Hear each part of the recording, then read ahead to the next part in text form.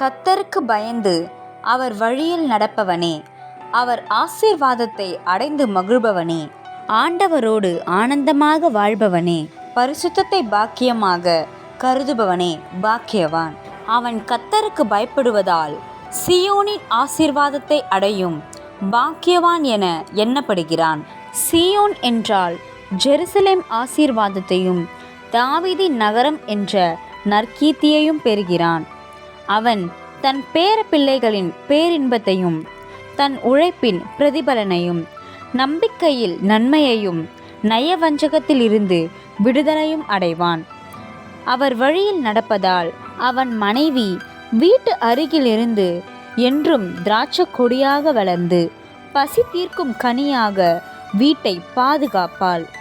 பிள்ளைகள் வருங்காலத்திலும் ஒலிவ எண்ணெய் தரும் ஆசீர்வாதத்தின் செடியாக ஆண்டவர் ஆசீர்வாதத்தை பெற்ற பாக்கியமுள்ளவர்கள் ஆவார்கள்.